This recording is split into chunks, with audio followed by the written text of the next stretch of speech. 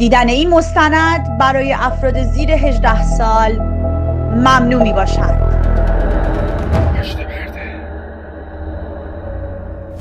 مخاطبین از رسانه پشت پرده، سلام. بنده امین فردین، خوشحالم که به همراه تیمم بار دیگه با یک برنامه پشت پرده دیگه با شما هستیم. امیدوارم که هر کجا این کره خاکی که هستید حال دلتون خوب باشه. امروز قصد داریم که پشت پرده های پنهان، عجیب و غریب و جنجالی مافیای تجارت جنسی دختران ایرانی به خارج از کشور رو برای شما با نشون دادن یک سری تصاویر، اسناد و مدارک افشا بکنیم.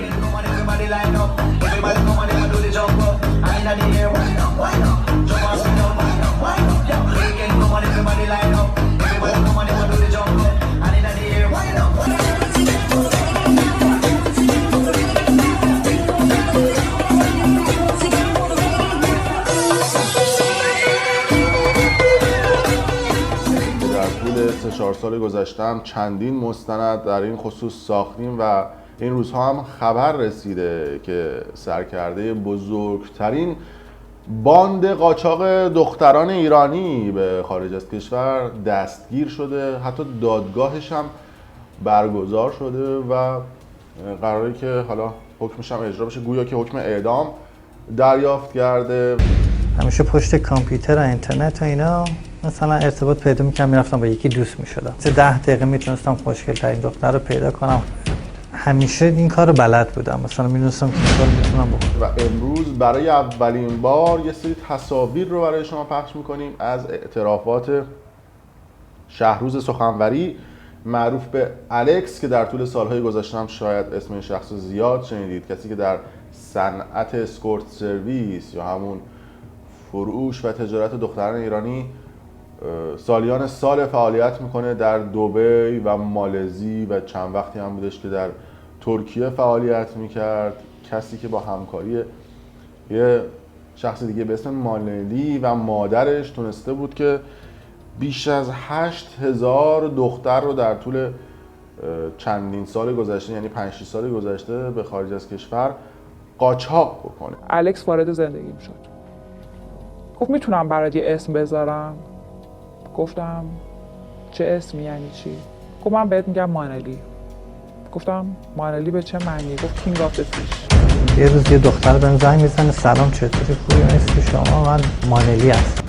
همانطور که پیدا کردن شماره تماسشان آسان است، جلب اعتمادشان اما سخت. اول از همه باید با دایره لغات آنها حرف زد و به تمام سوالاتشان پاسخ درست داد. فحاشی‌هایشان را گوش داد و حتی خودتان هم چند تا فحش بدهید تا باور کنند همکارشان هستید. این افراد عموماً با دختران در رده سنی 18 تا 28 سال کار می‌کنند. آنها برای اثبات اصل بودن هویت اسم افراد، فامیل، شهر، سن و حتی عکس دختران را تقاضا می‌کنند. عکاسی اومد تو هتل ازم عکسای برهنه گرفت.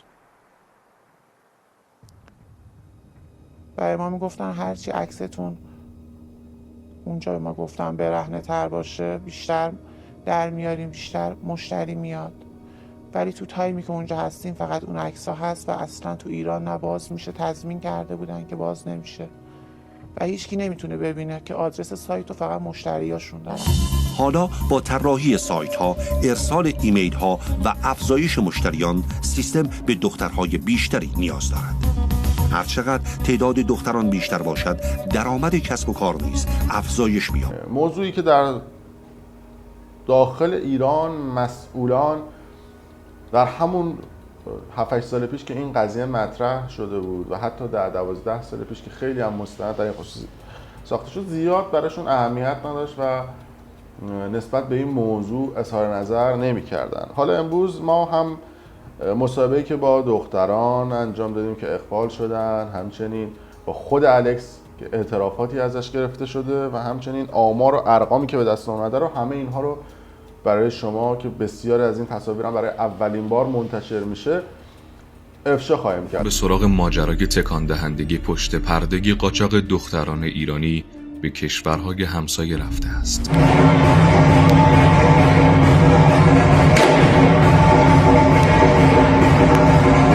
این اینجا همه چیز واقعی است. پیدا کردن کاسبان دلالی کثیف دختران خیلی هم سخت نیست. با هم بریم 500 گروه 500 که جاب کجاست؟ همین صرافا. کلوپ هم میشه من تنها الان امروز؟ تنها 400. تنها دوتاییتون با هم دیگه؟ جا نداری بدم؟ جفتم و 500 اگه اوکی بریم. قبل از اینکه این موضوعات رو بگم لطفا بکنید اگر کانال یوتیوب برنامه پشت پرده رو سابسکرایب ندارید، یه دکمه قرمز رنگ این پایین هست نوشته سابسکرایب، لایک یا دیسلایک بکنید. یک عمل فیزیکی انجام بدید که توسط یوتیوب چون در ایران فیلتر هستش ربات شناخته نشید که امروز یک مستند جنجالی و جذاب براتون داریم. مخاطبین عزیز رسانه پشت پرده سلام، لطفاً ما رو سابسکرایب کنید. ما نشان نقره یوتیوب رو دریافت کردیم. خواهش می‌کنم ما رو سابسکرایب کنید. دوستان عزیز، برای بار چندمه دارم میگم ما رو سابسکرایب کنید. آقا سابسکرایب کن که می‌خوای چیکار کنی؟ لطفاً ما رو سابسکرایب کنید.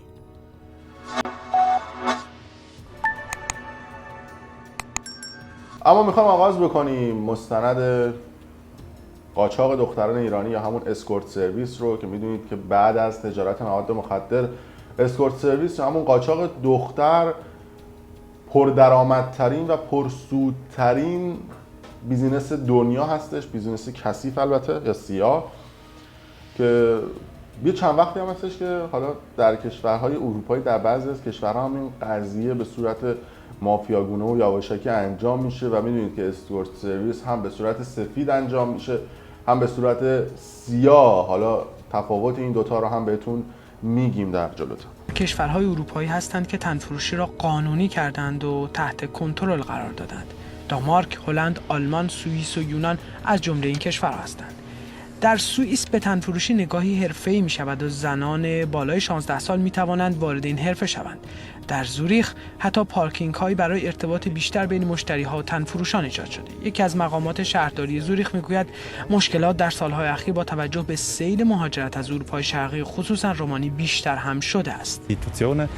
به آلمان می‌رویم. بازگشایی خانه‌های قانونی فحشا در این کشور با وجود مشکلات زیادش درآمدزایی فراوانی هم دارد. اقتصاد تنفروشی در این کشور سالانه نزدیک به 14 میلیارد یورو سودآوری دارد و نزدیک به 400,000 بانوی تنفروش را روانه آلمان کرده است. اما بعد از اینکه انقلاب شد یه سری آدم‌ها ریختن تو خیابون و این مراکزی که اصطلاحاً یه سری خدمات جنسی ارائه میدادن رو به آتیش کشیدن. یه عده‌ای فراری شدن، یه عده‌ای فوت کردن و یک عده‌ای هم با حکم اون زمان خلخالی که بیشتر اعدام‌ها رو صادر می‌کرد اعدام شد. خدا می‌فرماید قاتلوا ائمة الکفر، با سردمداران فساد پیکار کنید و حالا هم وقت اون رسیده است. زمان گذشت، اون زمان‌ها فکر می‌کردن که با اجرای این حکم‌های سنگین جلوی فسادها و این مراکز فساد گرفته میشه و در تفکر خودشون فکر میکردن که این بهترین رفتاریه که میتونن داشته باشن با فشار، با محدود کردن آدم‌ها نسبت به موضوعات جنسی که در طول سالها و قرن‌های گذشته هیچ کسی نتونسته جلوشو بگیره. به کجا داشتی ببرین؟ چی؟ داری میری؟ ماشین 50. تو ماشین 50؟ جا؟ من که نمیدونم. فعالیت‌های جنسی و سکسی از این مراکز بهداشتی و این مراکزی که تحت رصد و مدیریت یک سری مراجع دولتی بود کشیده شد به کوچه پس کوچه ها و خیابون ها و هر کسی که میخواست سرویس جنسی و سکسی ارائه بده سر کوچه و خیابون ها و یک محلهای خاص تهران و شهرستان ها وای میستاد. یه سری افراد هم قیمت میدادن و این افراد رو سوار جواد بریم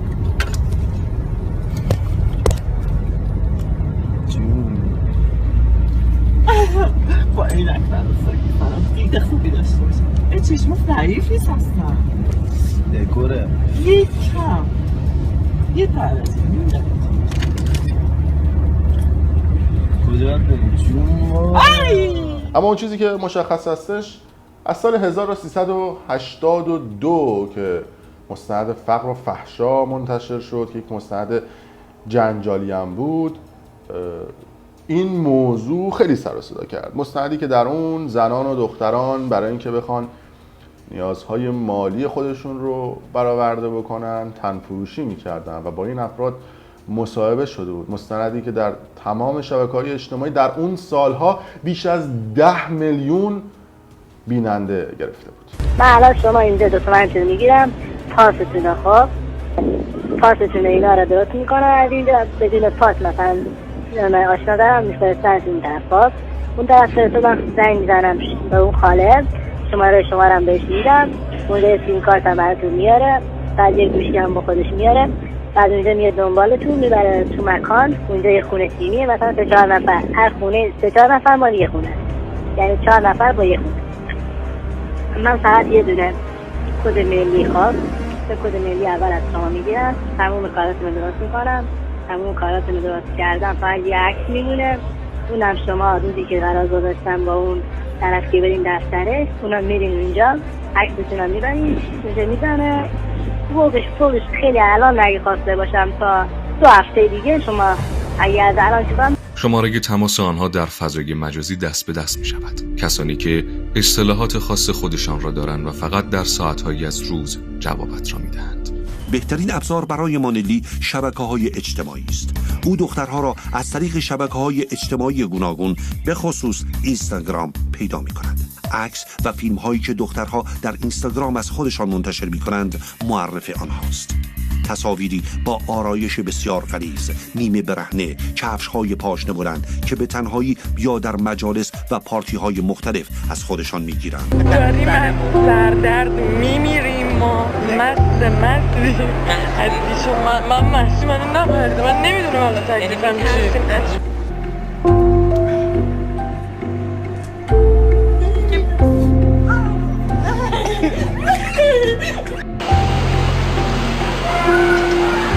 در حیات به تن میبریم آخیش مواد کالمون خوب شد. البته مستند فقر و فحشایی که ساخته مسعود دهنمکی بود در همون اوایل سال 1382-83 با مخالفت خیلی از ائمه‌های جمعه و افراد پرنفوذ مواجه شد و خیلی ها میگفتن که همچین پدیده‌ای در داخل ایران نیست، ما یک کشور اسلامی هستیم و حتی این موضوع رو به جد رد کرده بودن. اما اون چیزی که در واقعیت کف ایران، کف جامعه ایران وجود داشت نشون میداد که نه، این قضیه گویا سر دراز داره و این قضیه کم کم داشت پدیده روسپیگری و تنفروشی در ایران نشون میداد. اما مسئولین مقاومت میکردن با سانسور کردن، با تهدید و فیلتر کردن سایت هایی که این مستند رو منتشر میکرد، باعث میشدن که آنچنان باید و شاید این مستند دیده نشه. اما در کمتر از 6 ماه این مستند در همون سالهای 82-83 به بیش از 10 میلیون بیننده رسید. این جریان چند سالی مسکوت مونده بود تا اینکه یک سری از افراد تندرو در تریبون هایی که داشتن نسبت به موضوع تجارت جنسی دختران ایرانی به عراق، دبی، ترکیه و همین اواخر به مالزی واکنش هایی رو پشت میکروفون تریبون هاشون داشتن. به جای رسیده وضعیت حکومت اسلامی ما که دختران شیعه رو میبرن در کشور امارات به حراج میگذارن. اونجایی که علی فریاد میزنه اگر مرد مسلمان از قصه بمیرد رواست، این وزیر اطلاعات جمهوری اسلامی که از قصه نمیمیره انسان نیست. فکر کن دختر خودت آقای یونسی دارن توی امارات میفروشنش. آقای خاتمی فکر کن دختر جوان خودت دارن میفروشنش. چطور میتونی سر راحت زمین بذاری شبها؟ اف بر اونایی که توی مجمع تشخیص مصلحت نظام دارن برای مصلحت نظام تصمیم میگیرن، دختر شیعه رو دارن میفروشن توی امارات. شما چطور سر راحت شب زمین میگذارید؟ فکر کنید دختران خودتون هستن دارن به ثمن بخس فروخته میشن. از قصه اگر فرمانده نیروی انتظامی جمهوری اسلامی بمیرد رواست. رئیس قوه قضاییه جمهوری اسلامی اگر از قصه بمیرد رواست که دختر شیعه رو دارن توی امارات میفروشن. و اف بر فرمانده کل سپاه. تو ذخیره استراتژیک جمهوری اسلامی هستی. سپاه و بسیج جایی که دیگه همه از کار میمونن باید بیاد توی صحنه و دختر شیعه رو میفروشن و پاسداران و بسیجیان راحت شبا میگیرن میخوابن. غیرت دارید شماها؟ اگر غیرت دارید دارن ناموستون رو حراج میکنند، شکمشون رو سیر نمی کنید. اون چه وضعیتیست وجود داره؟ مسئولین امنیتی مملکت ساکت گرفتن، شبا تو خونهشون میخوابن. اگر میدانستید که مسئولیت چقدر سنگینه، حتما آقای قالیباف نیروی انتظامی رو رها میکرد میرفت خونش، حتما آقای صفوی سپاه رو رها میکرد میرفت خونش، حتما آقای یونسی وزارت اطلاعات رو رها میکرد میرفت خونش، حتما آقای خاتمی و آقای شاهرودی قوا رو رها میکردن میرفتن خونه. همه شما مقصرید، همه شما مسئولید، باید جواب بدید. تا زمانی که یک دختر شیعه رو قاچاق میکنن به اونور مرزها، کی گفته امارات باید ثبات اقتصادی داشته باشه؟ این هشدار رو من به مسئولین کشور امارات میدم. خدا به من دختر نداده، اما ناموس این مملکت چون ناموس خداست، ناموس منم هست. ظاهرا رئیس قوه قضاییه و رئیس قوه مجریه و وزیر اطلاعات و فرمانده نیروی انتظامی و چه اگر دخترانشون هم به یغما برن، شب سر راحت زمین میگذارن. اینجا باید بگیم وا غیرتا. پاسخگویی؟ کدوم پاسخگویی؟ راه فرار از پاسخگویی؟ اگر آلوده نیستید چرا صداتون در نمیاد؟ اگر شهرام جزایری محک امتحان 3 قوه مملکت بود، محک بود دیگه، معلوم شد یک الف بچه 29 ساله راه افتاد، نصف مجلس ششم رو خرید، به رئیس مجلس ششم 500 میلیون، به ستاد انتخاباتی رئیس جمهور 300 میلیون، به فلان آدم در راست این عدد میلیون، به فلان آدم در سمت چپ این عدد میلیون، همتون رو با هم خرید. شما که قیمتتون انقدر کمه، جهنم رو چرا برای خودتون میخرید؟ مسئولیت بر جامعه سنگینه، اونم به نام دین. به نام دین. میدونید چقدر سخته؟ همه لهله میزنن برن پست و مقام بگیرن. همین امام صادق فرمود ملعون است، 3 بار تاکید میکنه، ملعون است، ملعون است، ملعون است کسی که برای پست و مقام رقابت میکنه و تلاش میکنه و خودش رو به خطر میندازه. ملعونن خیلی از آدما که در جمهوری اسلامی برای مدیر کل شدن و معاون شدن و وزیر شدن و نماینده مجلس شدن و رئیس جمهور شدن از سر و کول هم بالا میرن. درخت بیگناه رو قطع میکنن، تبدیلش میکنن به کاغذ و عکسای خودشون رو روش چاپ میکنن، رو در و دیوار شهر رو نصب میکنن. اینها اسمش ظلمه. ارزانترین رواج بعد از کوبا، حتی ارزانتر از تایلند، در تهران ما و مشهد ما رواج دارد. همسلولی دستفروش عراقی از عراق می آمد، در اینجا همسلولی بود و ما جاسوسا بردن. من استغفار میکرد، توبه کرد و میگفت در همین تهران نزدیک بازار تهران با 30,000 تومان یعنی $8 اون موقع دختر تهرانی بغل این دستفروش عراقی میخوابید. میگفت اگه ما در عراق بخوام استفاده کنیم $100 رو باید بدیم، اینجا $8 ارزونه، میان اینجا باید سر بزنیم. اما چیزی که مشخص بود به دلیل فقر و مشکلات بیکاری و وضعیت بد اقتصادی ایران، روز به روز به افرادی که کشیده می شدن به صنعت تجارت جنسی و اسکورت سرویس اضافه می شد. دخترانی که توسط یک باند بزرگ قاچاق دختران به مدیریت و رهبری الکس و همچنین دوستش مانلی و همچنین مادر الکس ابتدا در دبی مدیریت می شد و این افراد، یعنی این 3 نفر دختران رو از بین پارتی ها و مهمونی ها که بیشتر پارتی ها در خزرشهر بود و پارتی های بالا شهر تهران و همچنین در شبکه‌های اجتماعی مثل اینستاگرام و فیسبوک شناسایی میکردن و جذب باند خودشون میکردن.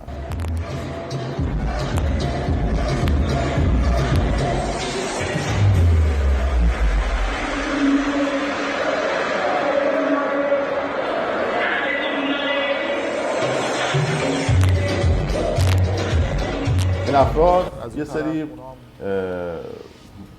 افراد زیر مجموعه خودشون رو داشتن، یعنی الکس و مانلی و مادر الکس که توی مهمونی ها میرفتن و توی پارتی ها و دخترانی که یه مقداری حالا پوشششون یه مقداری خوب نبود، خیلی رک بخوایم بگیم، انتخاب میکردن، بهشون وعده های مالی خوب میدادن، بهشون میگفتن که اگر بیاید توی تیم ما درآمدتون خوب میشه، کاری نمیخواد بکنید، تازه یه سفر میرید برای خودتون دبی و اشغال هم میکنید و این افراد رو با وعده های پوچ و خیالی گول میزدن. نه نرفته، انقدر منو بد زده که الان عکسشو واسه ساناز فرستادم، واقعا اشک منو در آورده. من نمیدونم اینو از کجا پیداش کردین، ولی هیچ اجازه نمیدم که یه مشتری اینجوری منو بزنه. واقعا خودت هم دیدی کولر اتاق من خرابه، تنم عرق میکنه، نباید مشتری اینجوری بهمون بزنه واسه 100,000 تومان 200,000 تومان. این نکته رو هم بگم که این اتفاقات در تقریبا سالهای 2014 2015 و 2016 توسط باند الکس اتفاق می افتاد، تا جایی که در سال 2017 بالاخره وزارت خارجه امریکا نسبت به موضوع تجارت جنسی دختران ایرانی به دبی، عراق و سایر کشورها واکنش نشون داد و گفتش که ایران منبع حمل دختران و زنان در معرض قاچاق هستش و گفته که دخترانی بین 13 تا 17 سال به عراق، پاکستان، امارات و اروپا از ایران قاچاق میشن و رئیس پلیس تهران بزرگ در خصوص این گزارش وزارت خارجه امریکا گفتش که اونا دشمنن و نمیدونم چرت و پرت میگن و این موضوع رو تایید نکرد. این در حالی بودش که باند الکس تنها در سال 96 تونسته بود بیش از 6,000 نفر رو به کشورهای منطقه بفرسته که در سال 2016 اوج این فاجعه قاچاق دختران به خارج از کشور بود، دخترانی که گفتم در پارتی ها و مهمونی ها شناسایی می شدن. سلام، این آقای راشد پدر نسرین. و نکته‌ای که وجود داشت بحث ویزای این افراد بود، چون به حال دختران مجرد یا کم سن و سال گرفتن ویزاهاشون برای دبی و حتی مالزی خیلی سخت انجام می شد. افرادی در باند الکس بودن که میتونستن خیلی راحت برای این افراد ویزا بگیرن و بتونن سفر بکنن به کشورهای عربی. بچه‌ای که واسه الکس کار میکنن بابت هر ویزا 1,000 درهم که مبلغ 850,000 تومان ایران بود، اون موقع ارزش پولیش 850 تومان بود که بابت هر ویزا پرداخت. خب این باند تنها افراد بیرون از ایران نبودن، گفته میشه افرادی در سفارت ایران در کشور مالزی هم ارتباطاتی رو با باند الکس داشتن و حتی یک فرد با نفوذ در داخل ایران با اسم مستعار دوکی که بسیار پرنفوذ بوده با الکس ارتباط داشته که فعالیت‌های الکس رو اصطلاحاً تمیز می‌کرده و این پارتی ها و این مهمونی ها رو سر و سامون میدادن که اون افراد رو شناسایی میکنن. بعد از اینکه این دخترها به خارج از کشور فرستاده میشدن، باندهای کوچیکتری هم در کنار این باندها تشکیل شدن که همچنان اون باندهای کوچیک فعال هستن در کنار باند بزرگی مثل الکس و دختران رو جالبه که میگن جدیداً از مرزهای هرمزگان، خوزستان و سیستان بلوچستان به خارج از کشور میفرستن و پولهایی که کثیف هستن رو اصطلاحاً به دست میارن. این موضوع ادامه پیدا کرده بود تا اینکه الکس از دبی به مالزی میره و در اونجا هم تحت رصد و تحت کنترل دستگاه اطلاعاتی امنیتی ایران قرار میگیره. حتی تصاویر محرمانه‌ای هم ازش گرفته میشه در استخر، در محل زندگیش و حتی جلساتی که الکس داشته. خیلی از افراد بازداشت میشن و از نوع فعالیتشون با الکس میگن و پرده برمیدارن از اتفاقات و ارتباطاتی که با الکس داشتن.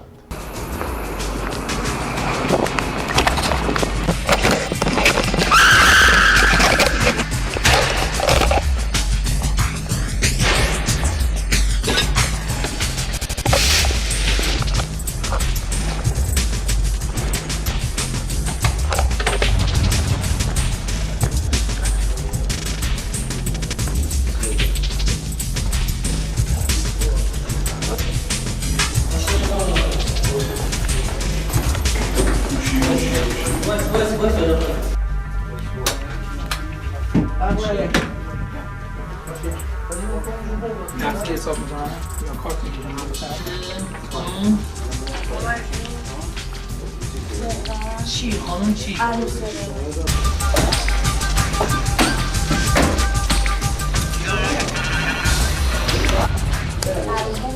ببخشید من نمی‌فهمم، من خواب بیدار شدم، یه لحظه اجازه بدین.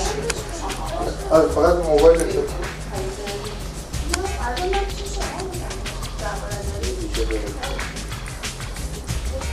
بخار رو موبایلش رو بگیر. ببخشید اول خوشی کنید من نمیدونم این جرایم رایانه یعنی چی؟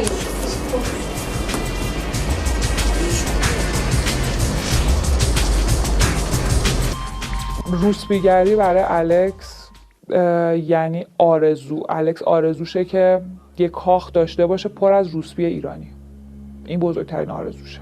ما نمیخواستیم مثلا به هر دلیلی ما خسته بودیم، مشکل داشتیم، عصبی میشدیم یا مثلا حتی تو زمان حیضمون ما رو مجبور میکردن که این کار رو انجام بدیم. اگه نمیخواستیم بریم که پول برنامه رو باید اول خودمون میدادیم، پول همون هر چقدر بود، پول هر برنامهشون هر چقدر بود ازمون کسر میکردن از اون پولی که قرار بود در ماه بهمون بدن. این به مرور این کار افسردگی میاره.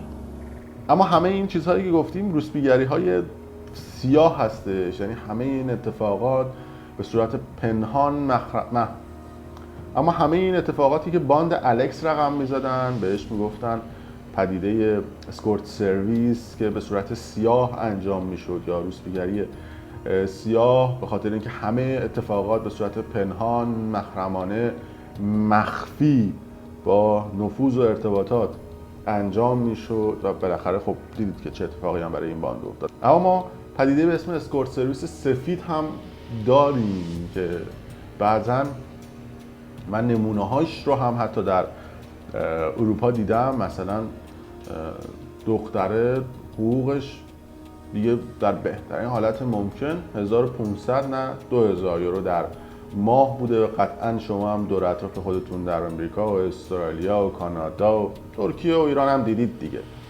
طرف مثلا حقوقش 1500 تا 2000 دلاره، بعد میبینید یهو سر از دبی در میاره، بعد 10 شب میره توی لاکچری ترین هتلی که اقامت یه شب در این هتل ها 2000 دلاره یه شب، بعد 10 شب اونجا هستش، بعد میره داخل کشتی و با این ماشین های نمیدونم 6 و 8 و لیموزی و این چیزا میبرنش که اجاره هر کدوم از اون ماشین ها خدا تومنه.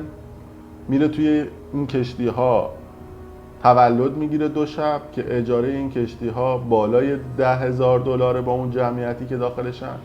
یعنی یه سفر میره دبی و برمیگرده 10 روز جمع میزنی میبینی 70,000 80,000 دلار خرج این آدم بوده و خیلی شیک و مجلسی میره و میاد. بعدش میبینیم یه 2 ماه میره ترکیه، یه 2 ماه میره مالزی، 2 ماه میره کشورهای دیگه. به اون میگن پدیده اسکورت سرویس سفید. یعنی میره هم حال میکنه، هم عشق و حال میکنه، هم حال و حول میکنه، برمیگرده. این هم داره خیلی اتفاق میفته و یه سری باندها هستن دارن این قضیه رو مدیریت میکنن در خارج از ایران و در داخل ایران. و نکته بعدی هم که وجود داره پدیده شوگرددی هستش. یعنی تو این 1.5 سال گذشتم به خاطر شرایط کرونا و نمیدونم نبود سفر و این صحبت ها دیگه به حال اون پدیده اسکورت سرویس نمیتونسته صورت بگیره و درآمدها جبران نمیشد. دوستان روی آوردن به شوگرددی. اما همه این اتفاقات، همه این موضوعات فقط برمیگرده به یک موضوع، فقر و بیکاری و چیزی که باید دولت راجع بهش تصمیم بگیره. در خارج از کشورم این فقر هست، یعنی شما فکر نکنید که در خارج از ایران هم این فقر نیست. برای داشتن یک زندگی لاکچری روی میارن به روسپیگری مدرن و با کلاس که ما هم در طول ماها و سالهای گذشته دیدیم. این نوع روسپیگری با کلاس رو باید ببینیم حالا چه اتفاقاتی میفته. یه مقداری هم حالا گول ظاهر، من این صحبتم خطاب به دختران جوونی هستش که داخل ایران هستن، گول این ظاهر زیبا و اتفاقات زیبایی که مثلا فلان رفیقتون فلان فالوورتون تو اینستاگرام شیر میکنه، تصاویر لاکچری اینا رو نخورید. تهش میشه همون گریه و زاری های دخترایی که فایل صوتیشون رو براتون پخش کردن. همه چیز در ظاهر زیباست اما در باطن اتفاقات تلخی براتون میاد. در مجموع مرسی که تا این لحظه با ما بود. اگر دوست داشتید ویدیو رو لایک کنید و برای دوستان خودتون بفرستید که دیگه خیلی ها گول این ظاهر زیبا رو نخورن و در دام این مافیای کثیف نیفتن. مرسی که تا این لحظه با ما بودید. اگر دوست داشتید برامون کامنت بذارید و نظراتتون رو هم بگید. ممنون.